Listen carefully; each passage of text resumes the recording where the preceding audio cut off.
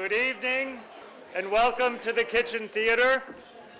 This is Voices of Freedom, a celebration of 15 years of our organization, its values, and its outstanding writers. So our organization is part of the International Cities of Refuge Network, a worldwide network of cities of asylum supporting writers whose works are suppressed, whose lives are threatened, whose cultures are vanishing, or whose languages are endangered. Ithaca and Pittsburgh are the only two U.S. cities that are members, but we hope there will be more. Ithaca City of Asylum, unlike most members of the International Cities of Refuge Network, is not a public organization funded by its municipality. We are fortunate, however, that our city and its officials are very supportive of our efforts. So it gives me great pleasure to welcome the mayor of the city of Ithaca, Svante Myrick, to say a few remarks. Welcome, Mayor. Thanks, Mayor. Thank you very much. It's a pleasure to be here. And, you know, I wonder how many folks have heard, you know, Ithaca is 10 square miles surrounded by reality. And one of my favorite local writers, local authors, once told me a joke. He said, you know, what's great about this place? He said, remember Minnie Pearl, the comedian who wore the hat with the price tag? He said, you know why when Minnie Pearl died, Salman Rushdie was the first person at her funeral? I said, Steve, I don't know why. He said, because he knows what it's like to have a price on your head.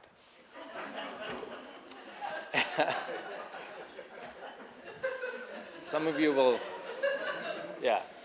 Later tonight, some of you will laugh at that. And he said, you know, what's funny about living here is that inside those 10 square miles, you can tell that joke, and Ithacans say, who's Minnie Pearl? You go outside the 10 square miles, you tell the joke, and they say, who's Salman Rushdie? And it's a unique place, it's a special place. And it's the kind of place that not only welcomes, but encourages dissent. I can tell you as a figure of some nominal authority, but authority nonetheless, that dissent is not always comfortable. And there are many days when I would love to just, you know, cut off everybody's right to criticize me at any time for any reason. But I can also tell you, now having served in office in one way or another for 9 years now, that way lies madness. Without writers who are willing to comfort the afflicted and afflict the comfortable, we would not live in a society worth living in. A government would not perform, our businesses would suffer, and the quality of our life would suffer as well. So I just wanted to be here as a representative of the city to say how proud we are and grateful we are to the City of Asylum program for operating and for offering a place where people who believe in the freedom of expression can come and continue to poke, to prod, to inform, to provoke, and sometimes to outrage. That said, no more with the potholes. I know we have potholes, okay? You don't have to know. In all seriousness, thank you very much, and thank you for having me today. So now it's my pleasure to introduce you to Ithaca City of Asylum's current writer in residence. Raza Rumi is a policy analyst, a journalist, an author. We've learned recently, a painter. He's active politically analyzing the situation of extremism in Pakistan and elsewhere in the world, human rights abuses there and elsewhere. Tonight he's going to read some excerpts from his memoir, In Progress. Welcome, Raza. Thank you very much, Matt. Before I read, just a few words of appreciation and gratitude to the ICOA and its amazing members, advisors, Matt, Jason, who was the earlier head of ICOA when I arrived, and of course Barbara Adams, who's meticulously edited my book, which is out there, so please do take a look. And also the city itself, and I'm so glad that the mayor is here because it is definitely many, many miles away from reality that one reads in the media, one hears about it. Certainly, it has been a very interesting and also a tough experience adjusting to a new place and finding your sense of belonging. So I've been busy writing this memoir since last few months, and this particular passage that I'll read is set in Islamabad, which is Pakistan's capital. And my memoir is not my autobiography because I don't think I'm that old to do that, but it is more like my recent engagement with Pakistan's media industry and of what it is like being a public defender of human rights. So this is set in Islamabad, and I'll follow that by a short passage from the book which has been recently published. In Islamabad, I returned to live in the home where I had lived 8 years earlier. The house was located in one of the older neighborhoods named G6 by its unimaginative planners. Old is remorselessly a relative term, given that Islamabad as a city only emerged in 1960s. I am an admirer of all things quaint, and so always preferred the house, which was among the earliest of Islamabad residences, and was shaded by a huge jamun tree that hugged its crumbling old structure. Some of my books were already there, others I brought from Lahore collection. Every day I worked on that place to make it more livable. Now that I look back at all the places I've lived, all the homes I made were but fantasies. Impermanence is what is perhaps real. The G6 sector was graced with old trees and wide pavements for pedestrians, as the earlier planners had included Greek architects who thought about those who needed to walk. The Musharraf years witnessed major infrastructure improvements in the capital, but they missed on the rights of the pedestrian. Each year, many people still die due to lack of proper places to cross the fast-moving, high-speed expressways. After finishing work at the think tank, concluding the articles I had to submit, I rushed home to change and start the second part of my day with a long walk. Sometimes my walks had to be delayed due to the workflow or meetings with sources, so I often strolled late at night. Unlike some other parts of the country, Islamabad was still considered safe. I recalled that this sense of security had been severely tested when in 2007, Islamabad had become a battleground between the military and a large seminary here in the G6 sector known as the Red Mosque. The seminary had attempted to establish its own writ in the city by attacking and burning DVD shops, abducting female Chinese salon workers on allegations of prostitution, and declaring that Sharia would be enforced in the city and beyond. Initially, Musharraf's regime didn't act until mosque's followers became an embarrassment for him and his policies of enlightened moderation. If he couldn't keep his own house in order, how was he supposed to help the West fight the Al-Qaeda? That summer of 2007, the government conducted a military operation which led to the deaths of both army personnel and nearly 100 members of the seminary. One of the seminary leaders was also killed in that crackdown. Pakistan's media played a strange role by first questioning Musharraf for not doing anything and later criticizing him. In effect, the media turned the operatives of the Red Mosque into heroes and those who had died into martyrs. Despite the fact that most Pakistanis shun violence in the name of religion, the Red Mosque became for the world emblematic of the power of the militants and the space that the state had ceded to them over the years. In the 1960s master plan for the new capital, Islamabad, the site of the mosque and seminary was originally designated as a children's library. Yet only in a few decades, it had turned into a fanatic and armed space for jihad, a powerful symbol of how the country drifted into a quagmire, partly of its own making. In the 1980s, the leaders of the Red Mosque had also been involved in the Afghan jihad against the Soviet Union and had worked closely with Pakistan's intelligence agencies. Since then, they had enjoyed patronage official support and immense resources. The Red Mosque suffered losses in the 2007 operation, but survived and was rebuilt with the support of post-Musharraf civilian government. Islamabad also endured a few brutal suicide bombings under Musharraf's rule. Musharraf himself was attacked not too far from the city. Ironically, the number of seminaries within and outside Islamabad grew under his watch. Today, Islamabad is encircled by a ring of seminaries, mostly built without official permission, some of which are linked to the Taliban and train thousands of students enamored by one particular kind of jihad, and that is violent jihad. This has not happened in isolation. The state has allowed it willfully or through negligence. That evening, as I started to walk around the sector and rediscover its streets and trees, I could not help noticing the signboards for seminaries of all denominations. According to an official survey reported in 2011, there were nearly 50 seminaries, half of them built illegally in the G sector alone. At the dead ends of many streets were now madrasas, with young students walking here and there. These seminaries cater to poor families, providing religious education, shelter, and clothing. The problem lies in their methods of instruction, limited curricula, and the worldview they inculcate, emphasizing the superiority of Islam over other religions. Some of them have also been nurseries of training armed fighters, presenting jihad as the loftiest of goals to many young, impressionable minds.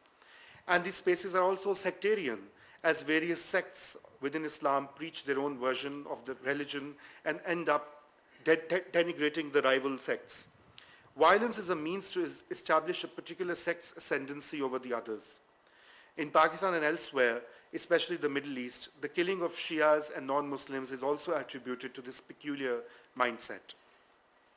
That night, the full moon had brightened everything. Immersed in magical moonlight, I strolled through the known and unknown streets of the neighborhood. As I approached a huge Shia mosque, a group of boys was busy removing posters from its walls. The posters announced a religious ceremony linked to the birth or death of a revered figure. Coming close to this group of young men, I noticed they were all children, not more than 12 or 13. All were dressed in white shalwar kameez, indicating that they were madrasa students. I stopped a few yards away. "Why are you tearing these posters from the mosque?" I asked brusquely. In an aggressive tone, the tallest of the boys replied, "We will receive divine grace by doing so." Intrigued, I asked who had told them this secret of invoking Allah's grace. Our teacher told us. Having figured out what was going on, I felt a little scared myself. There were 7 or 8 in number. They looked harmless, but had been instructed in a particular manner. My mood took a different turn, and suddenly I found the night a little too dark. I rushed home and tweeted about the incident. Many followers were surprised and commiserated on my ruined moonlit night. Shockingly, some even accused me of spinning lies and fanning sectarian hatred. The boys, the madrasa, the state, me, I still haven't figured out who fanned the hatred in this story. So that's from the memoir, and I'll just read a little bit from.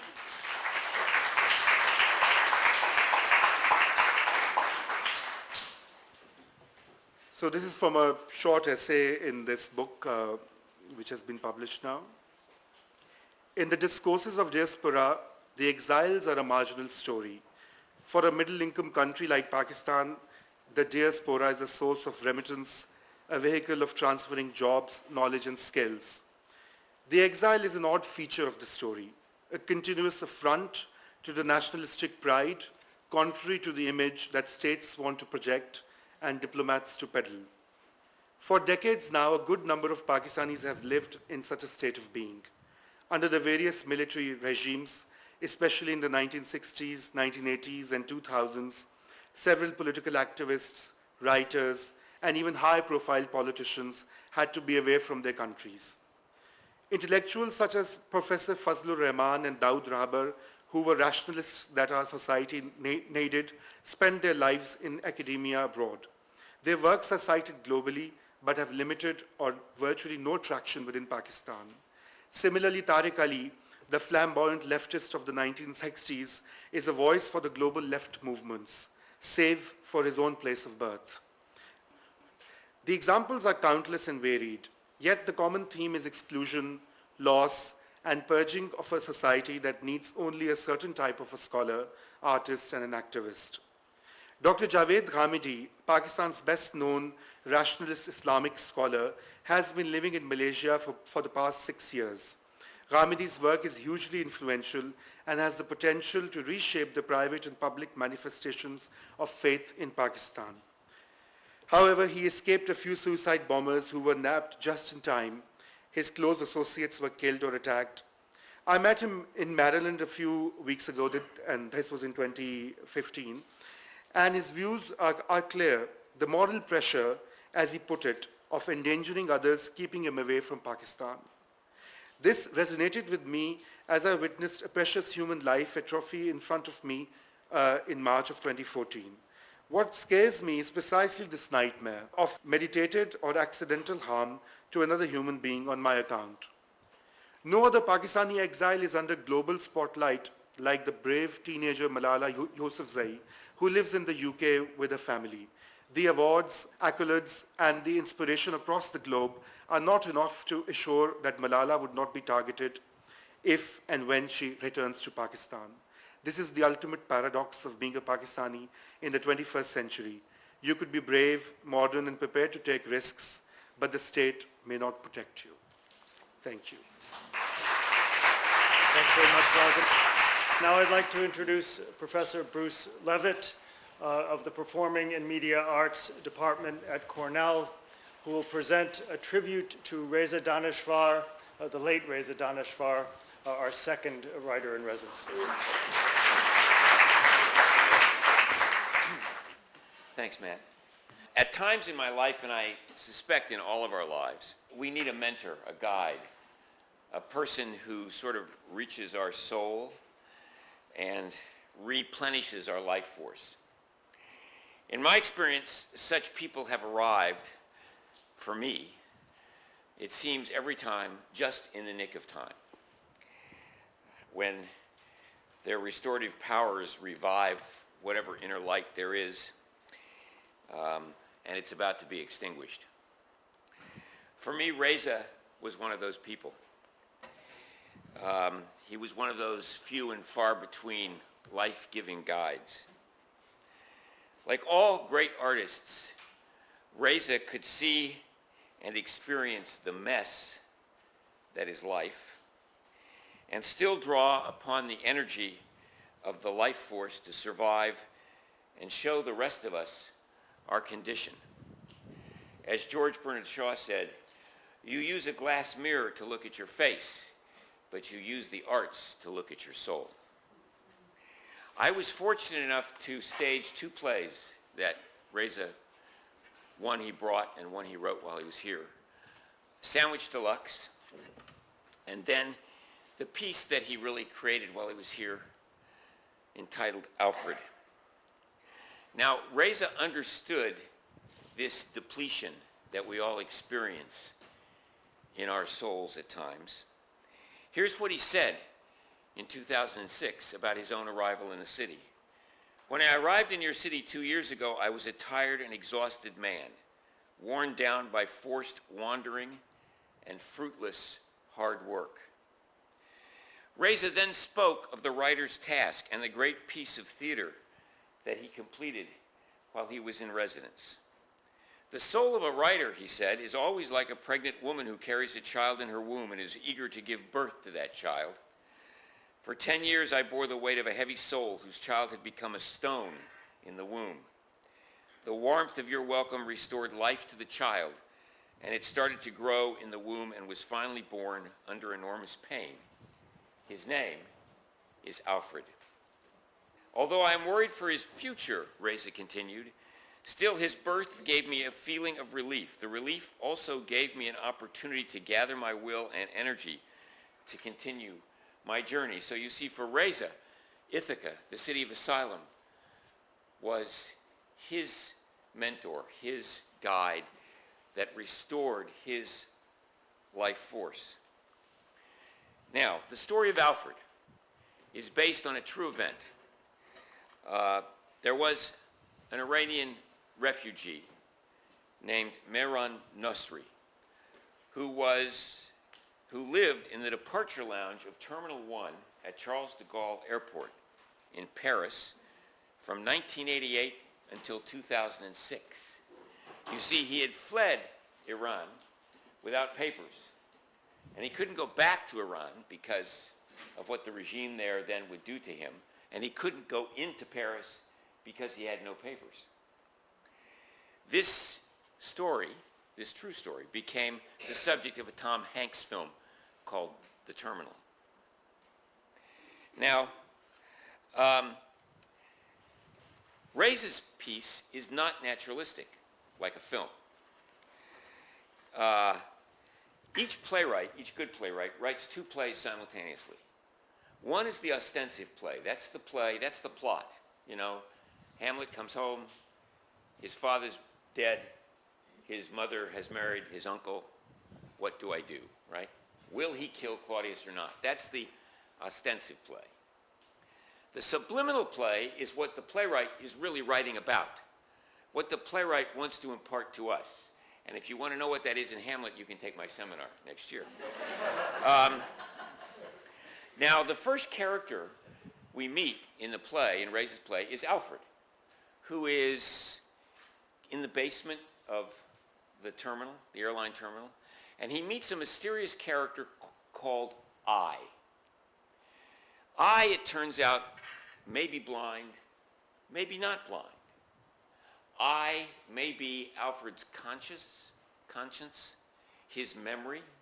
For at times in the play, I takes out papers from Alfred's suitcase and reads what seems to be Alfred's diary. But Alfred himself has very little memory left, very little consciousness. So early in the play, we get a hint at what Reza is really writing about, his subliminal play, when I describes the terminal, the airline terminal, this way. Murmuring, laughter, yawning, unfamiliar tongues, hellos, goodbyes, hurried footsteps reverberating, a lost child crying, take good care of yourself, darling.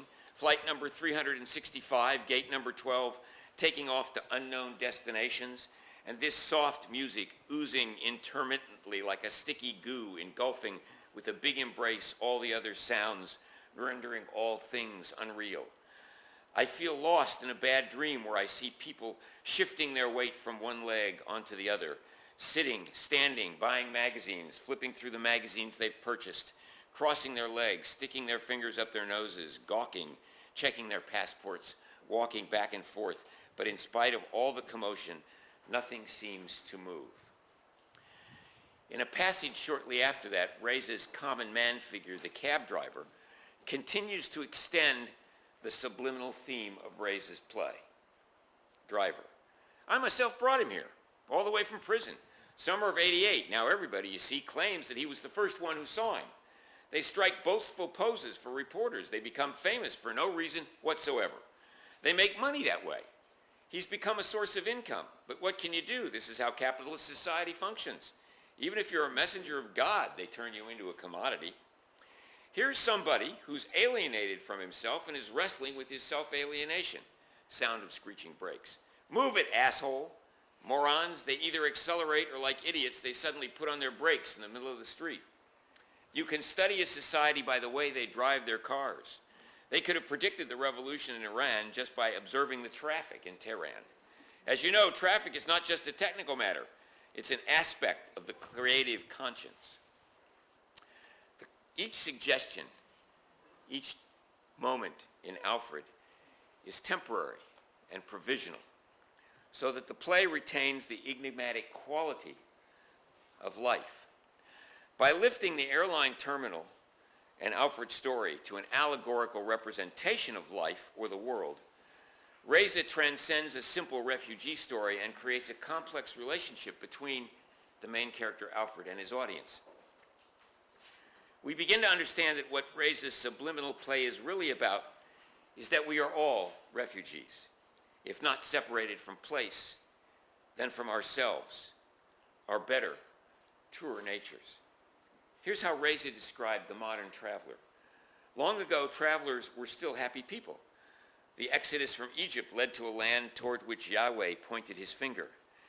In Ithaca, a faithful wife was waiting for Odysseus. American arms, open and embracing, stretched wide from the Atlantic to the Pacific. But the traveler of our time can only reside in transit. For him, everywhere is transit. This self-separation, this exile from the self, Reza thought, was the greatest threat to humankind. Ignorance, he said, fanaticism and greed, the gods of the dark side of human nature, are conquering greater and greater territories of our planet. Will my landlord still enjoy his retirement by growing beautiful flowers in the near future without anxiety? If things continue to go as they are going, I doubt it. He wrote those words a decade ago. I wonder what he'd think about our current state of our election. Reza saw the reintegration of ourselves as central to the salvation of humankind. But things must not go on like this. We ought not to continue like this. The human heart is still the last and the greatest unconquered shelter, a place where light and intelligence embrace each other, where generosity and love become barricades against the curses of hatred. The rest of that quote is on the inside of your program cover. In his play, Alfred, Reza does not attempt to give his audience a solution, but rather to highlight the problem, the mess that he saw as critical to human existence.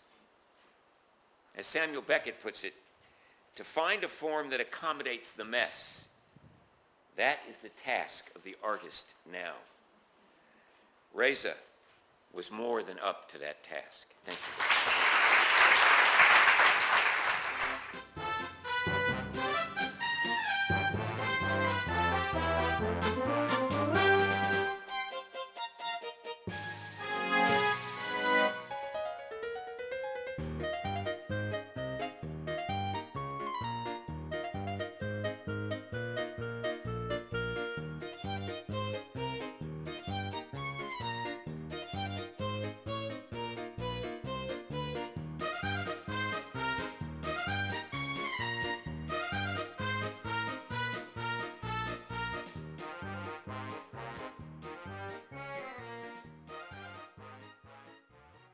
So there are a couple of things you need to know door to door.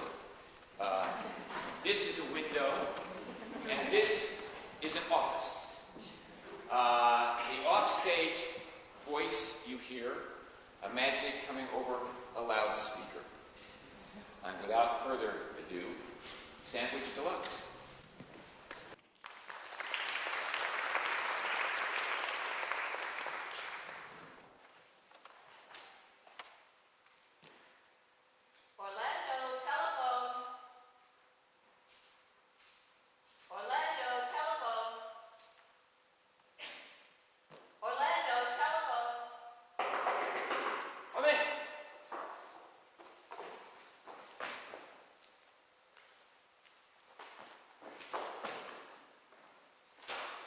Something bad is about to happen.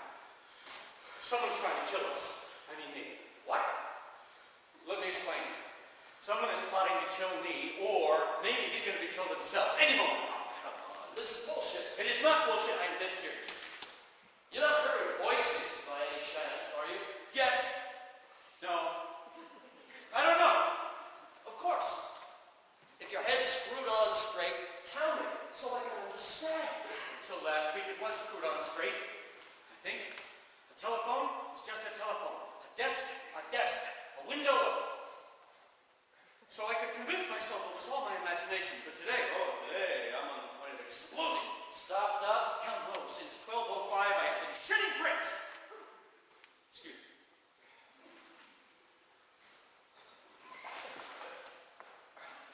I haven't anyone closer than you now. Nobody else I can trust as much.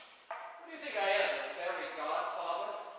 If I haven't lost count, you and I have been saying hello to each other every day for several years now. So, I say hello to everyone. Yeah, but you don't spit on everyone's shoes. If I haven't lost count, you've enjoyed spitting on my shoes for several years now. Are you saying that I do this on purpose? That there's nowhere else to spit except on your miserable shoes? At the beginning, I did think you were doing it on purpose. But over time, I got used to it. You could say that I even look forward to it. But things are different now. So now, are you going to make a complaint? Oh, not at all. Actually, the problem is that you don't do it anymore. Well, fine. Maybe I realize it's not a nice thing to do. Anyway, I never meant to do it on purpose. But ever since you stopped spitting on my shoes, some bad things have been happening around here. So it must have brought you luck. So, what kind of bad things, for example? Well, for example, last Monday at exactly 3:20 p.m., you'll know I'm used to having things in a certain order, being exactly on time and having everything exactly in its place. So at exactly 3:20 p.m., I went to get my canteen with my yogurt drink. What? Why are you so stunned? Have I already told you that I like to have everything in order? I never knew that it was a habit of mine, despite the fact that it's always been one. You also have the habit of putting yogurt in your canteen. Oh, yes. And you drink this yogurt stuff a lot. Yeah, in the summer, it helps me put up with the heat. So what is the problem with the canteen? Well, there's no problem with the canteen, but I have to tell you, I hate it when my yogurt drink gets watery. Oh, I hate watery things! In my entire life, if I haven't lost count, this is the first time that I have had such a catastrophe. I just realized for the first time that I hate watery things. But this bastard, he beat me to it. He figured this all out before I did.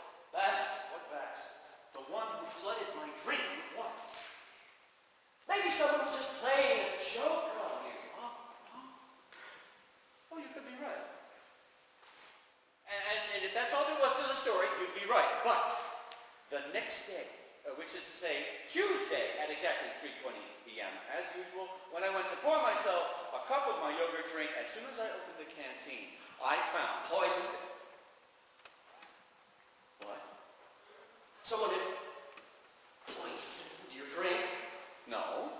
Nobody had touched it. Nobody had put anything into it? No. Then what was wrong? Someone had stolen my cup.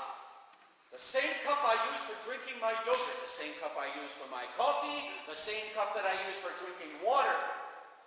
And someone left this in its place. Here.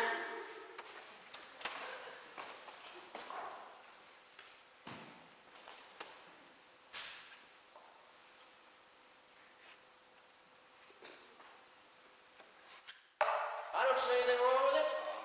What's wrong with it is that it's not mine. No one drinks yogurt out of this kind of a cup. If I haven't lost count, It's been several years. yeah. You see, here's my problem. My cup was like a companion over the years. Like a friend of mine ever since my engagement. It was blue. Not watery blue, sky blue. I remember the time we bought it. Oh, it was a sunny day in the middle of summer. We were strolling to the flea market, arm in arm, and I was happy. And it was old China. On the back it said, made by such and such a company. And over the years I watched that writing wear away, not it, with the passage of time. After that I couldn't drink out of any other cup. Not coffee, not tea, not a yogurt drink. Miranda knew all about it. The only one who knew about it was Miranda herself. Only Miranda. Miranda, who's that? My wife. Now you must remember the woman who brought me my meals during the strike last year, and when you touched her ass, she gave you such a slap. Poor wise guy. Get out! Get the hell out of here! Before I lose my temper. I didn't say that to offend you. I mean, after all, it could happen to anyone, even the president. Get your ass out of here! I got a million things to do. Shit! You're not well? What are you, a doctor? Well, doubtless you've eaten something that you're not used to. Huh? Well, me too. That happens to me. I mean, people get sick when they're trying to break a habit. Huh? Ring! Ring! Ring!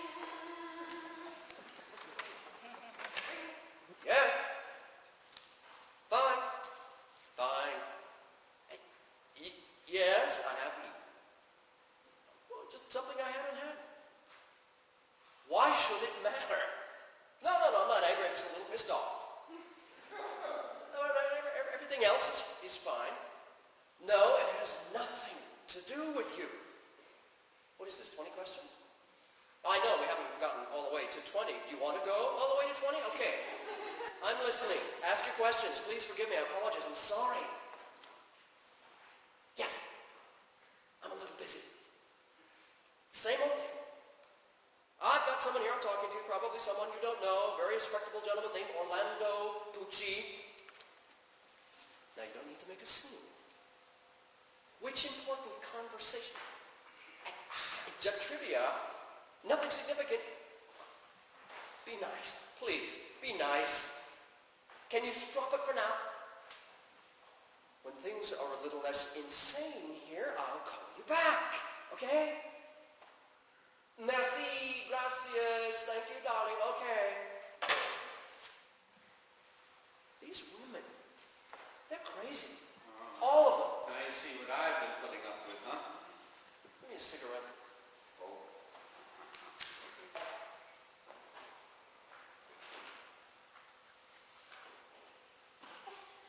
This is what I smell.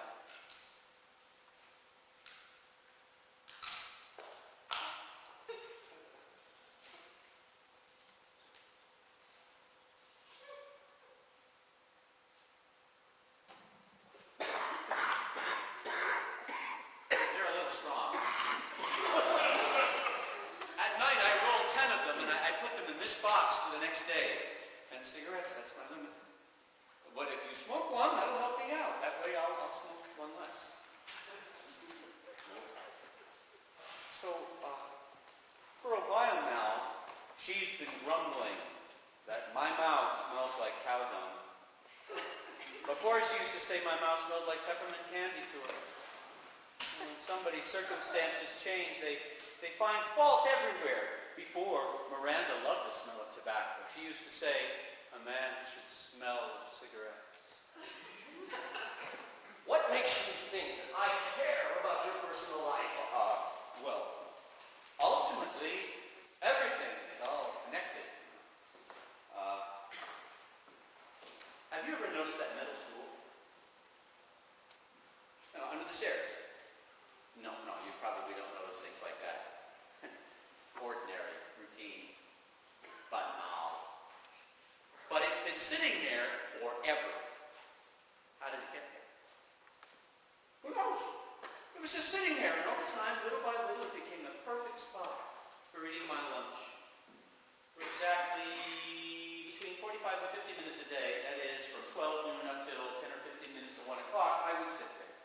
Do you understand? Somewhere between 280 and 300 minutes per week. That means about 1,080 to 1,200 minutes per month. That amounts to... So I sat there on the stool at lunchtime. Now, what do I eat for lunch, you ask? A sandwich. Couple of pieces of bread. Sometimes a little cheese. Sometimes a little ground meat, some cheese and vegetables, or maybe an egg and some ham. When Miranda is in a pleasant mood, oh, that sandwich has more to it.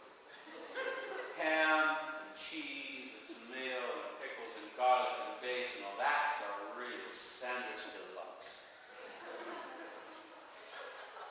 The tenderness of the ham, the warm comfort of the tomato, the sting of the garlic, the tasty saltiness of the pickles, and the perfume of the basil. Oh, can you taste it?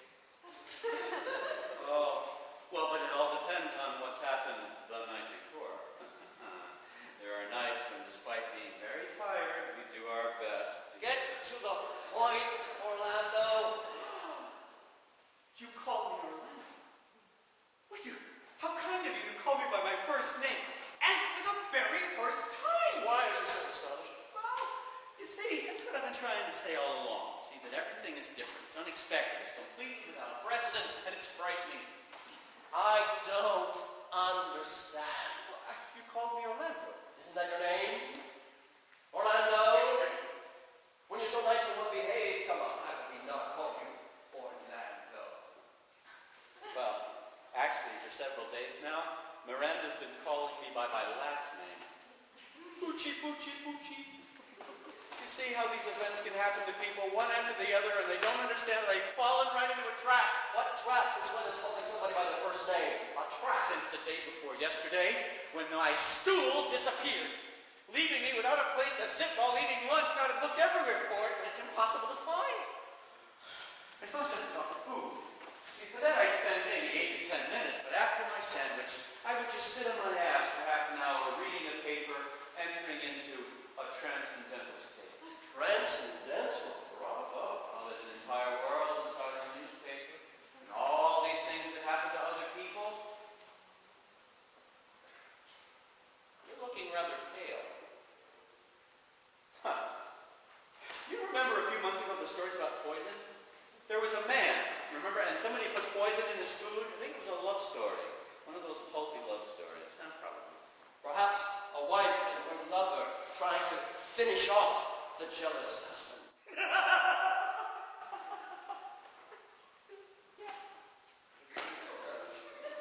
How do we know it was jealousy? By reading the newspaper. But what if I go to read the story, sitting on the stool that is no longer there, only to find that someone has already cut that part out? How do you know it was one person and not two? Deduction. Fine.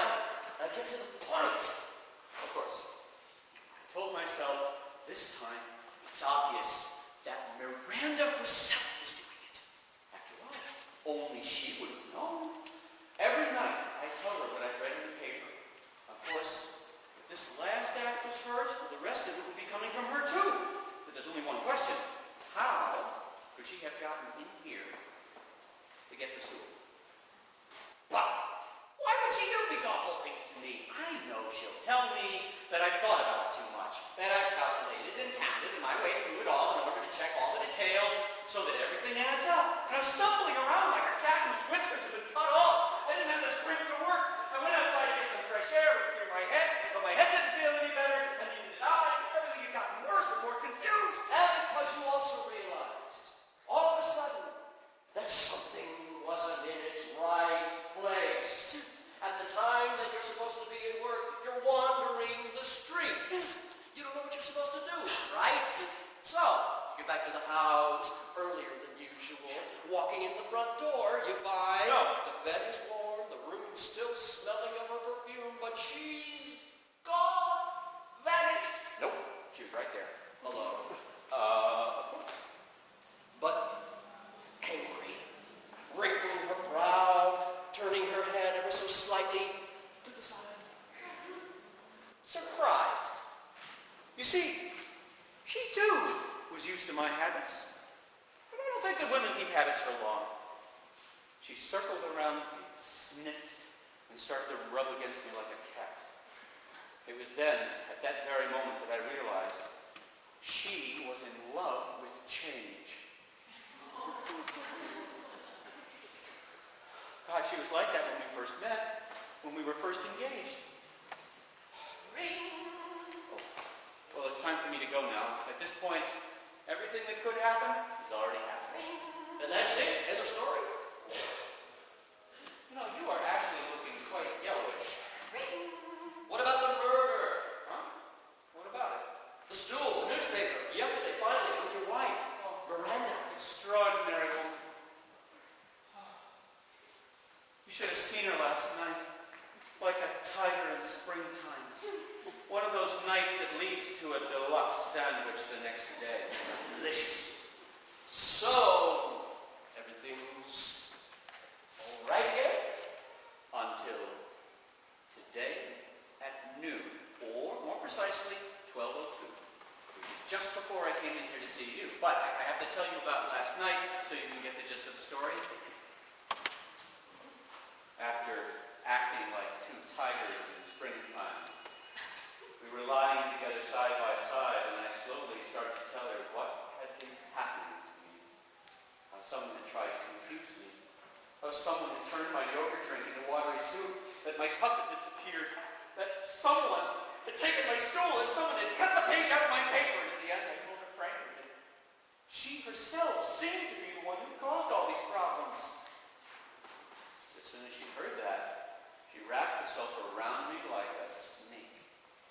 said, "My dear Orlando, shall we have a go?" And I figured she wanted to do a bit of role playing. Wait, what? What did you say? She did what? What? Role playing, it's a kind of private drama. Sometimes when things are going well between us, or when she wants to make them better, that's what she does. She assigns me a role too. She conjures up a story to take me along for the ride. For instance, she says that we have to pretend we're people other than ourselves, with lives that are different from our own. I'm supposed to put myself into the body of someone else too. In short, we take on the role of somebody who appeared in one of the day's news stories, but with a happy ending. So you see, at the end of the act, we end up close to falling in love, and, well, we're on our way. Sometimes she's the maid, and I'm the boss. Other times it's the other way around, or I'm a thief. I break into the house of a beautiful rich young widow, who at this very instant is suffocating and moving around in her solitary bed. And later the thief, that's me, steals her heart, lets her steal his heart instead of taking her money. He weakens right in front of her. Well, that makes the best part of the story. Oh, Well, last night she came up with a new scenario. She said, let's say that it's me, Miranda, getting my lover to put you through these mishaps. She says, imagine. And she's telling me to imagine that she has a lover. Given that last year during the strike your hand touched her ass and she slapped you, because of that she told me to imagine that you could be her lover. I hope this doesn't make you uncomfortable. I mean, she didn't mean to hurt you. She just wanted to invent a game. Afterwards, she tells me that she knows perfectly well that I am nitpicky and obsessive-compulsive, and that if something isn't in the right place, I'll shit my pants. As far as that goes, she's pretty much on target. I mean, that's not made up. So she gets you to do all those things to me until I go crazy and do something stupid. She said that the two of you could do 1,000 different things to me until I ended up in some awful situation like falling into a centrifuge and getting myself killed, or I could have a work-related accident or a car accident. Well, okay, I might not have a car, but other people do, so I can throw myself in front of someone else's car. What a wonderful girl. Oh, when her imagination runs away with her, who knows where it will stop? She takes us as far as we can go. What a woman. A gem, no? You ever met anyone like her? Yeah. So this morning, before she handed me my sandwich, deluxe, of course, she said, Orlando, my beloved Orlando, for the love of my life, my heart, pretend that I have made you the most delicious sandwich in the world and poisoned you. I'm thinking to myself, she's the one talking, you see, God, I am torn between these two men. You know I have no choice but to get rid of one of them. I put this into your hands. Come what may, we'll see what happens. And then she places the sandwich in my hands. Deluxe. Of course. Yes. Oh, I've given you a headache, I can see. But the story's almost over. I said, Miranda, dear wife, after all these years we've shared good times and bad together, and you want to kill me? And she answers, it all depends. We'll let chance decide. I say, no, I don't like this game. Let's stop here. And she says, no, we can't stop a runaway train. You just need to put yourself in God's hands, my dear darling. She calls me her dear darling. Oh, and she asks me to let God, let the game with this guy, if this guy is you, to let your game play itself out. Now, do you know what I'm telling you? You might think that this is all crazy, and so did I, until 12 o'clock noon, or rather 12:05, if I'm not mistaken. I thought so too. And because I don't want to keep anything from you, I have to say, I enjoy thinking about Miranda. That's how I am on these deluxe sandwich days. Happy, with Miranda on my mind. By noon, and I swear to God I'm telling you the truth, when I went to find my deluxe sandwich, someone had stolen it. put a different one in its place. You understand what I'm telling you here? See, in the real world, right here, right now, where you and I are sitting at this moment, I watched Miranda's game just play itself out.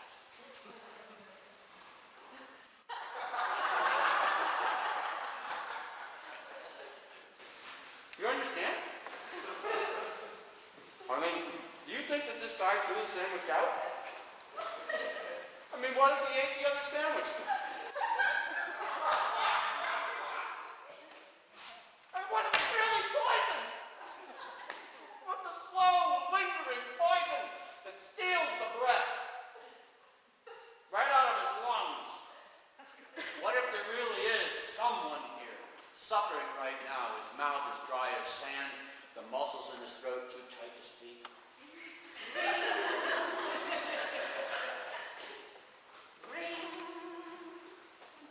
Aren't you going to answer that? Yeah, it really tired you out. I've eaten the wrong sandwich. Hell, it's strange. This sandwich is also a deluxe. Orlando, telephone. Well, I should let you rest.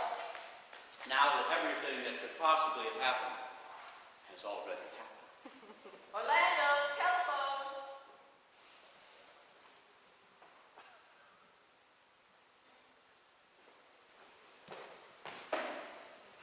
I guess I'll just have to make do with this one, huh? Ring. Ring. Ring. Ring. Ring. Hello? Oh, yes, fine. Everything's fine. I'm just here in the office with an old friend, talking about